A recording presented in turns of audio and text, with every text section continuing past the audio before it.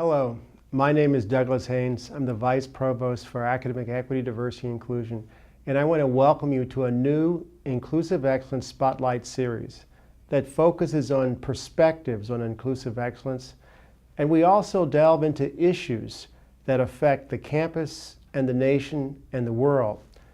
Today, we'll be focusing on UCI's designation as what's called an Asian American, Native American, Pacific Islander institution. This designation took place in 2016, and I'll be exploring this with my guest today, Erica Kine, who is the internal chair of the Southeast Asian Student Association. Welcome. Thank you. First, I want to turn to what does Asian American, Native American, Pacific Islander institution status mean? It means a lot. In 2016, the U.S. Department of Education designated UCI an AANAPISI, and it refers to the fact that we enroll a significant number of Asian Americans and Pacific Islanders and Native Americans. And it reflects the fact that UCI is serving California by enrolling high-achieving students. It also refers to the fact that many of our students are first generation or low income. And it means that we have a special obligation to serve all of our talented students, whether they come from far or near, and particularly in Orange County. And so today what I'd like to do is to chat with Erica to discuss who she is, what's her major, what her interests are, and also the role of the Southeast Asian Student Association in advancing inclusive excellence. Erica, I met you last summer when you sponsored, as part of the Southeast Asian Association, a event for high school students from Garden Grove and other areas in Orange County. And I'd like you to tell us your own connection to UCI, and then we can talk more about that particular program. Okay, so I am originally from the Los Angeles area, the San Gabriel Valley. People call it the 626 based on the area code. I grew up in a large community of Southeast Asian Americans. Many of my peers were the children of Vietnamese war refugees. I myself, I am second generation Burmese American, which means that my parents came here from Burma. They came here in their early 20s. And so I grew up with a lot of different kinds of influences in my life in terms of the Southeast Asian community. I want to ask you a question because there's a common perception that Asian Americans are model minorities. That means that they come from affluent backgrounds, they're often the second generation of family member getting a degree from college, and that their future is set for them. Is that true? Actually, I didn't hear about that term before I came to college. And so when I heard about that term, I was like, whoa, like this fits into this basically sums up every stereotype there is out there of Asian Americans. Personally, I don't think that it's true at all. Asian American, that phrase is, there's so many different diverse groups in that phrase. You have some of my friends who identify as Asian American, their family has been here for generations. Whereas for me, my parents came here in the post-1965 era. And some of my friends came here more recently. They're international students studying here. They're trying to get a degree so that they can help their family out back at home. You know, I'm really impressed that you decided to take a course in Asian American Studies and that it opened up your perspectives. And earlier you were talking about the myth and the stereotype of the model minority. Drawing on your experience, getting acclimated to UCI, getting involved in student activism, can you talk about how those experiences played a role in some of the programming that you are involved in with the Southeast Asian Student Association? So our organization has a couple of larger events that we put on every year. The first one is See Success, which is our annual youth conference for high school students in the local area. That's the one I attended. Yes, correct. That was the one you attended was our fourth one. We recently had our fifth annual one, so that was kind of a landmark. We made a lot of changes this year, kind of just to test the waters and see how it went. And I hope the students had a good time. I personally am always very encouraged by this program. A lot of these students, when they come visit our campus, this is their first time visiting a college campus. And what cities do you draw from? What cities do these students come from? We have a relationship with the Garden Grove Unified School District, so we ask that each of their high schools, I believe there are 7 high schools in their district, they send between 7 to 10 of their students who are interested in participating. They don't need to be Southeast Asian American, but our workshops and the programs that we put on for the day are tailored towards learning about Southeast Asian American history, the kind of struggles that second generation or third generation students might grow up with. We also had a group of students come from Long Beach this year. This was the first time really connecting with Khmer Girls in Action, which is a group in Long Beach that puts together programs for the Cambodian students in the area. I see. And I have a question for you.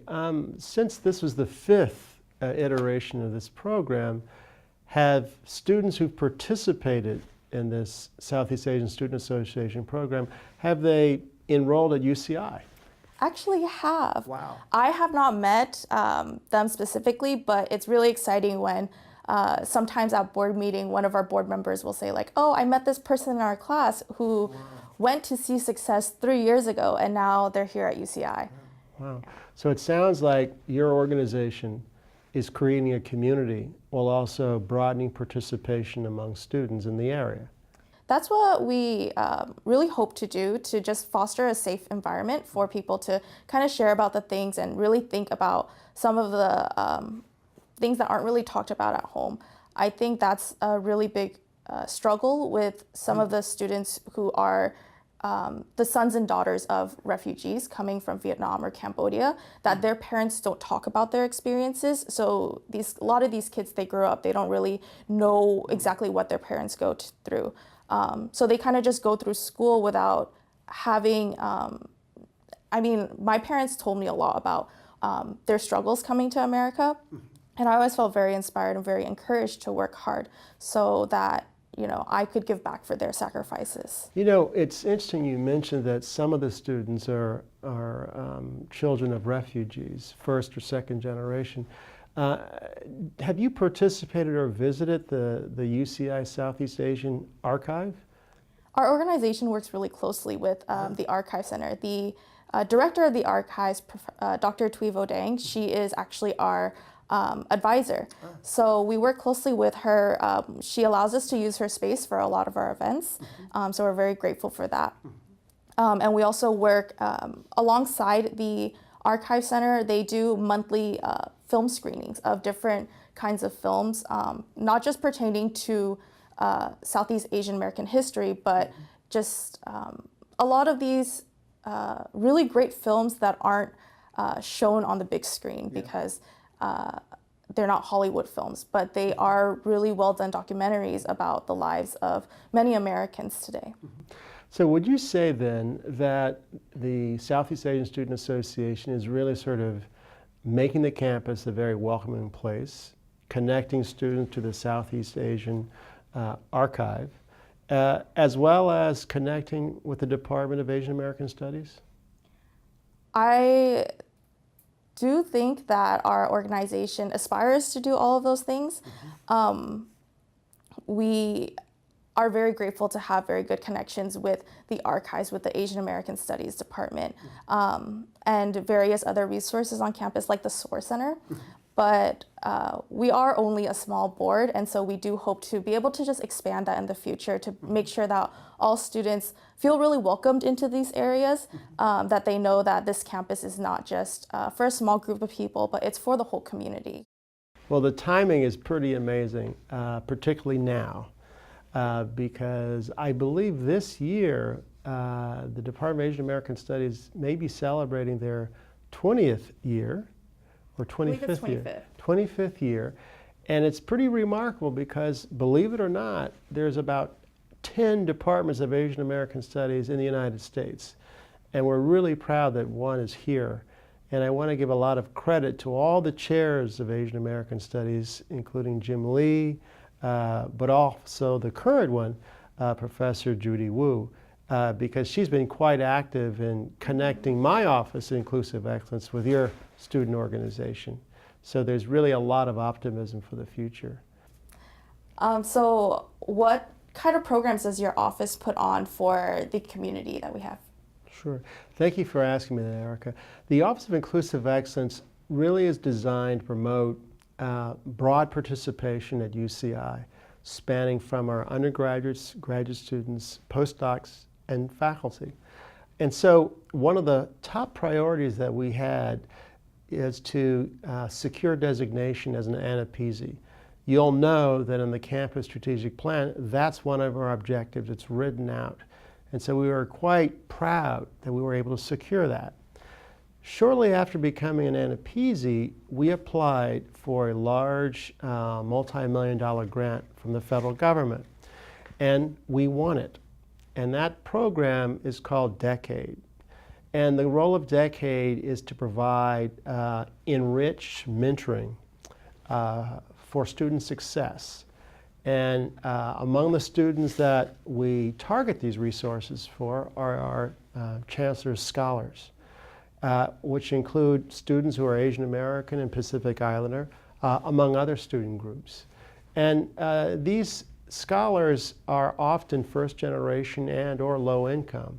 And so we want to be sure that we are providing a foundation for them to be successful in taking advantage of the wonderful programs at UCI. And so that's just a start. In truth, we're learning more about what it means to be an AANAPISI campus. And so we're open to working with other student organizations such as yours, working with the archives, the Southeast Asian Archives, and also working with the Department of Asian American Studies. And I suspect that over time there will be more organizations and more programs that we'll be partnering with. That Orange County Southeast Asian Archive is pretty remarkable. My colleague Linda Vo, who's a faculty member in Asian American Studies, told me that it really is a major destination for scholars throughout the United States and the world because it contains artifacts from refugees from the wars in Southeast Asia.